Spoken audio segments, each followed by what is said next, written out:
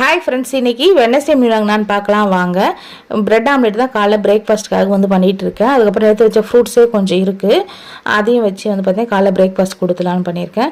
அப்புறம் பைனாப்பிள் வாங்கிட்டு பார்த்தீங்கன்னா அதில் கேசரி பண்ணணும்னு சொல்லிட்டு கொஞ்சம் தான் பண்ணேன். பையனுக்கும் கொஞ்சம் பிடிக்கும், அதனால் பார்த்தீங்கன்னா கேசரி பண்ணிவிட்டு அப்புறம் பார்த்தீங்கன்னா மஷ்ரூமு கேரட் பீன்ஸ்லாம் போட்டு வெஜ் பிரியாணி மாதிரி பண்ணியாச்சு. லஞ்செல்லாம் பேக் பண்ணதுக்கப்புறம் பாப்பா ரொம்ப தூக்கம் போல, அதனால் பக்கத்துலேயே படுக்க வச்சு அப்புறம் தூங்கிட்டாங்க. அப்புறம் ஈவினிங் போல் பார்த்தீங்கன்னா அவங்க தூங்கி விளையாடிட்டு இருந்தாங்க.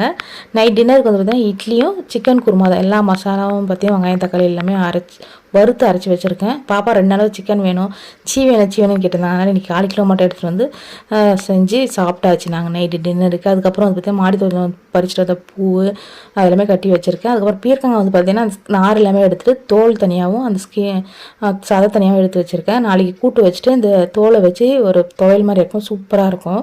கண்டிப்பாக நீங்களும் ஒரு வாட்டி ட்ரை பண்ணி பாருங்கள்.